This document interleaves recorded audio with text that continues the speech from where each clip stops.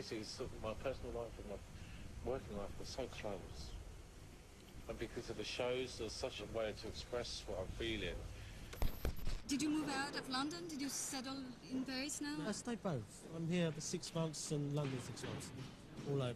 My dog is in London and I'm missing him. I'm missing my dog.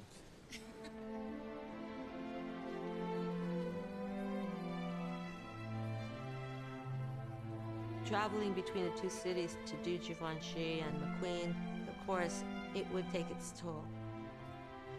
But he did it, and he managed to make the shows amazing. By that time, there was so much more pressure because he was also doing his own line and then having to do ready-to-wear and couture. You could see the beginning of the pressure that Lee was under. The favorite company of LVMH was Dior. Lee felt they were really comparing him with Galliano. And then he sort of found out that John had 4 times more budget than him to create his haute couture collection. The house we loved was the McQueen house. Givenchy was like a stepbrother. We knew that our time there had a expiry date. When we arrived at Paris, Lee's clothes tend to be very rigid. I think in Paris he got to discover the soft side of things. We took that and we brought it to London. For the number 13, I remember him very happy. Lee had it very clear on his hair what he wanted to do. We all left the meeting thinking, oh my God, he has it very clear this season. He knows what colors, he knows the shape. Him himself was feeling at peace, you know. The first show I ever worked on with Lee, you know, he liked the idea of robots. Lee kept going on about, oh, I'm gonna have this robot, this model, and we were like, oh no, the robots again, oh my God. We were just hoping he was gonna forget the idea. But then, the night before the show, the robot did turn up, and we didn't have a dress to go with the robot. I went back to the studio, and it's like, guys, we need to make a dress for the finale. We went under the table and pulled all these tulle out, and it was like, hey, there's the dress.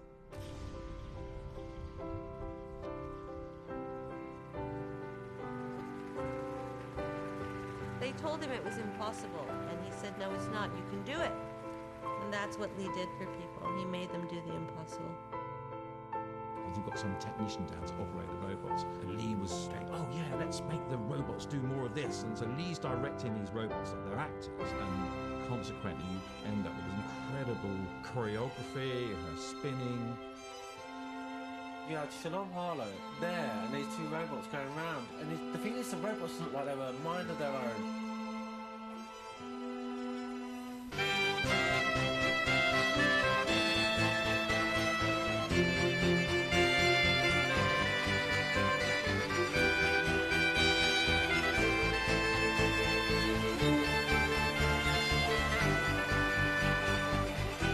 That's the first time that I was blown away by my own show. That man and machine thing at the end, I'm still in shock really. That's the first time I cried at my show, so... Yeah.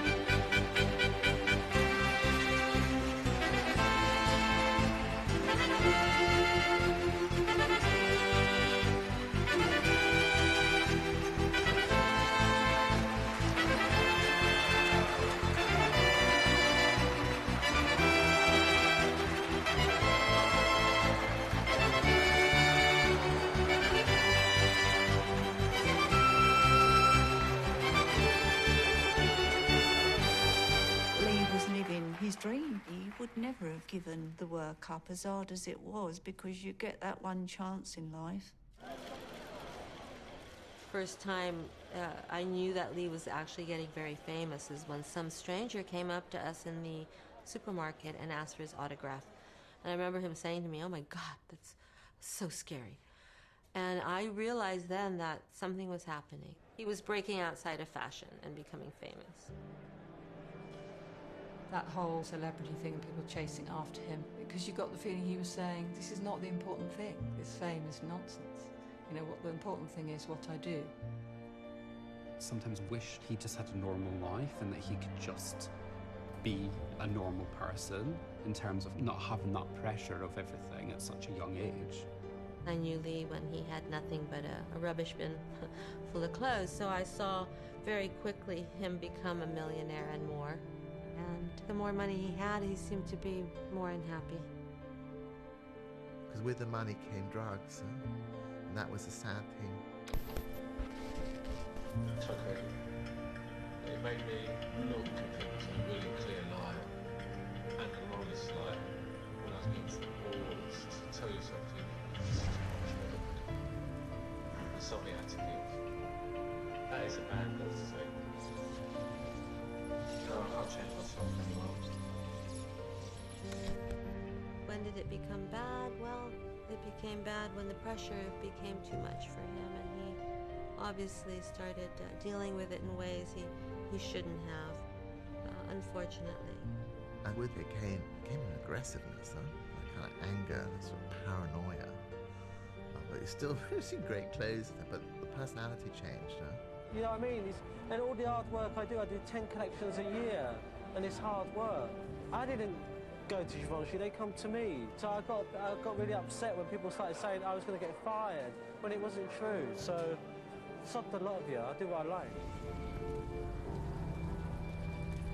There was definitely a change and definitely a move in our relationship. He had two sides to them.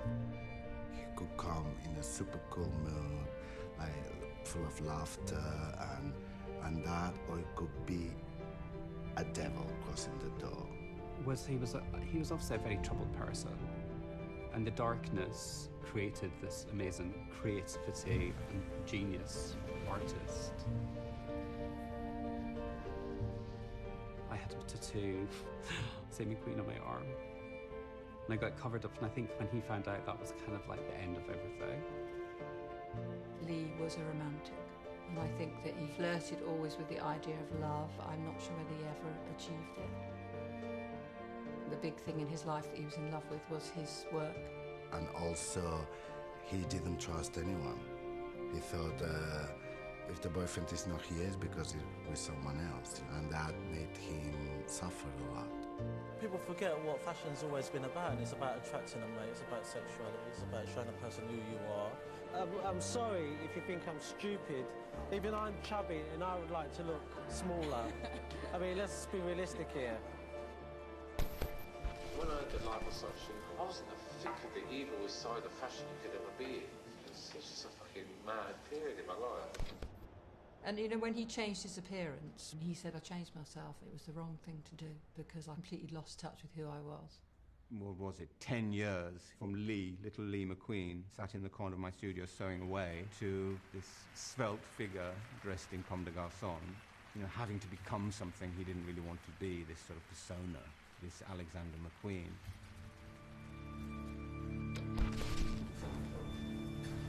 The thing was his family, and that close-knit thing has to be there. If anything, I'm even more hard-ass. I was watching the Idols, the tears, and everything, and every part of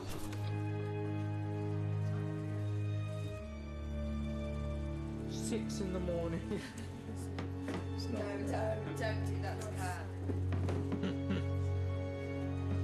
She's only got a few hours left. It wasn't fun anymore for me. I think that was the bottom line, it just wasn't fun anymore. Oh, yes. I've never done better work than my time with Lee. It was times that were dark with him and times that were very bright. And we all chose it. We all chose to be there. And we all chose to not be there sometimes as well. I collapsed once in Givenchy because of the pressure and the workload. We had a price to pay, and it was our health. I grew in the company. Of course, I wasn't the little boy that I started there.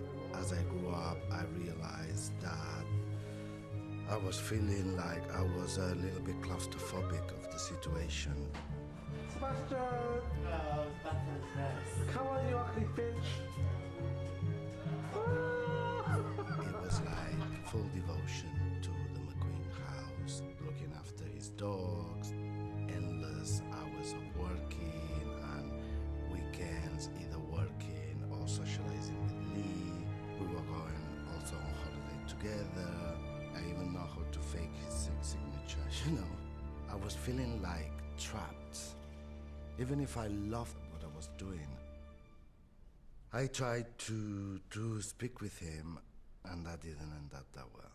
The day I told him I was leaving, he told me, well, you better think about it because there is no way back.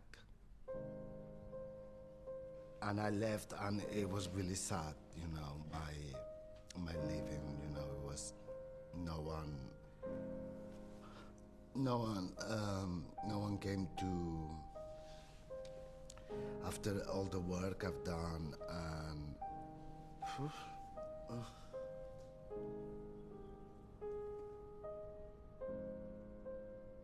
Unfortunately, Lee took things quite to heart without maybe thinking about what the other person was going through or what they needed. And he would take it very personally when someone would leave or he felt betrayed. I've been through the turmoil with business changes, people changing, you know, everything being up in the air. You go through your life trying to understand yourself and why you're doing the things you're doing, why you're making the mistakes you're making. A lot of people around fashion do suffer from anxiety, do suffer from panic attacks, depression. The industry is feeding this ego, and it has a very negative effect. For the Voss show, the original concept was a padded cell. You start losing who you are, and it becomes a darkness and a place that you can't get out of. And of course, Lee being Lee, he wasn't happy with just this one really great idea. He then had to have another box in the middle. It's a kind of theatrical climax to the show. When he came and sat down to explain what it was, he wouldn't look me in the eye, and he was saying, yes, it's about death and beauty and rebirth, and it's going to be beautiful. I really wasn't expecting me to be recreating Joel Peter Wickling's famous Incubus image. When I was collecting Wicked, I was going through some sinister times with sex and, you know, all this finding about yourself. It's a pretty gruesome image, and I'm thinking, oh my goodness, am I going to do this? And I was like, all right then, I will do it, but I want you to know, serious face, I'm doing it for art. And he looked at me like I was mad, and then he looked away and he went, I thought we all were, weren't we? And he was off. The actual set had that Stanley Kubrick 2001 meets an insane asylum feel, and the fact that there was the two-way mirror, so that when the fashion people and the fashion press came in to wait for the show to start, they were all looking at themselves in the mirror. The music started ba-dum, ba-dum, ba-dum, with this heartbeat that went faster and faster and faster. When you didn't know quite what was going to expect, what was going to happen, none of the audience knew at all. Fashion is a big bubble, and sometimes I feel like popping it.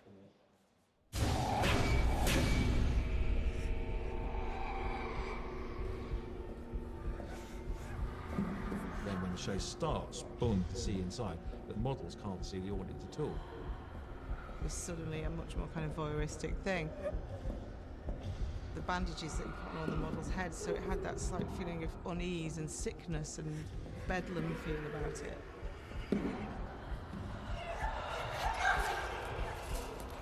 There was one time that I had just come out of surgery and he came to visit me. And he saw me and I had bandages everywhere and I was all bruised up, and he was like, fucking wicked, as he would do that. Absorbed things like a sponge. Saw the beauty and the ugly, as with the bandages on me.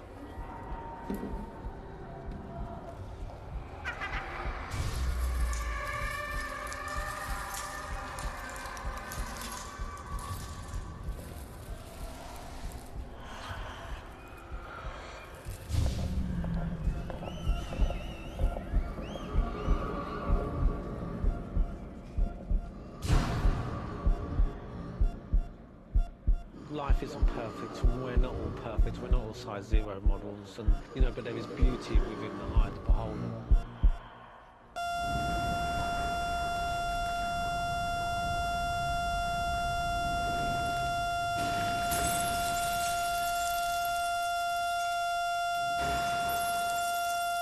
For the final image to be this one of a large woman with moths everywhere. It sounds like a joke really, but I do think there's a sense of humour going on underneath there as well, and it's fat birds and moths. I mean, isn't that just fashion's worst nightmare?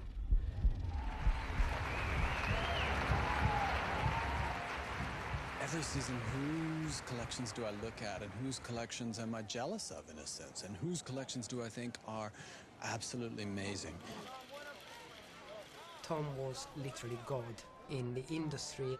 I guess even if Lee was a rebel and he was a totally different kind of person, he probably was flattered and touched by the fact that someone like Tom Ford noticed him and wanted him. And also he was smart enough to know that he needed that financial help. It's such an expensive thing to run this company. And McQueen's never been bankrupt, ever once. I want to be successful, I want to be self-sufficient. I can see McQueen lighting the tunnel. The wonderful thing about Lee is he is poet, and he won't like this either, but it's true, poet and commerce united, because he's very practical. So he understands that, you can express whatever you want on the runway, but you have to have something beautiful on the hanger to sell to a store. Gucci Group was smart. They saw what the potential was, and they offered McQueen a deal he thought he couldn't refuse, which was, here, we'll underwrite your company and give you 50% of the ownership. They had secret meetings so that none of this would get back to Arnaud and the LVMH people, and they had no idea it was coming until it hit them. I was quite adamant when I talked to Tom that this was a one-man band. So they leave you alone to design what you want? 100%. I was looking for major investment, and then Gucci got in touch, and the rest is history. Au revoir, Givenchy.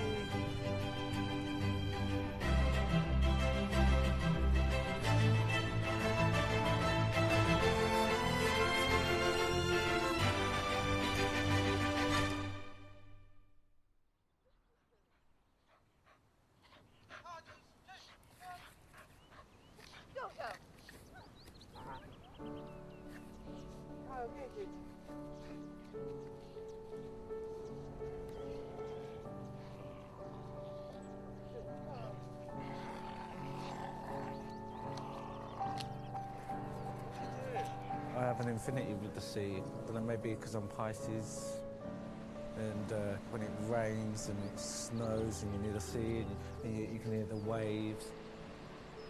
It's very melancholic, but it's very romantic. Sometimes you need to have a break to get away from everything and not to think about sort of like business and fashion shows, and to take time out.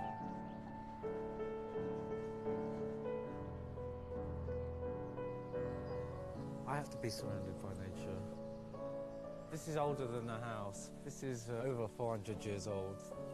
It's an elm tree, and we uplight it at night. And it's good inspiration.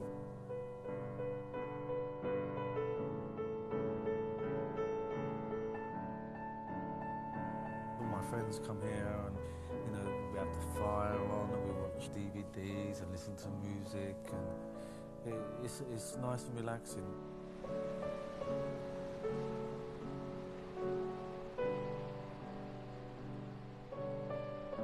He would be spending time with my mum a lot down the cottage. But I'm grateful that we had that time together. We see more of each other. We did things together. My family keep me grounded.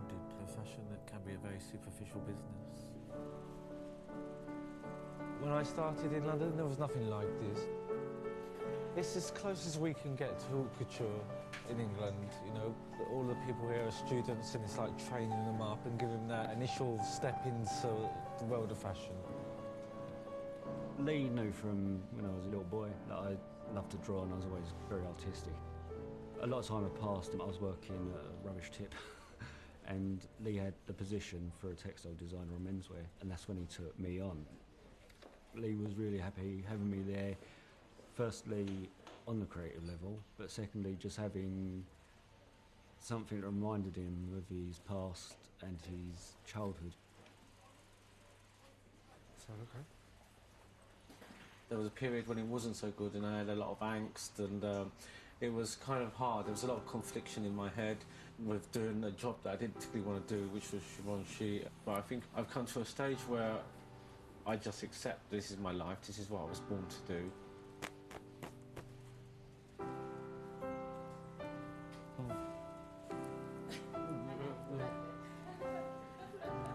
He controlled the vibe wherever he went. A lot of the time he was such a buzz to be around. The way I kind of put it is like he was the queen bee with the worker bees responding to the signals from that queen bee, and people felt that, you know, and he had this kind of childish way of sort of mucking about in the studio environment, and it just made things so light and such a nice place to be. There was always something creative happening. That's what excited everybody. I speak so loudly in my work itself, you know. I think everything I do is personal. Even turning Kate Moss into a hologram is kind of personal. It's ethereal. It's a time I'm feeling at one with the world and heavenly. If you want to know me, just look at my work.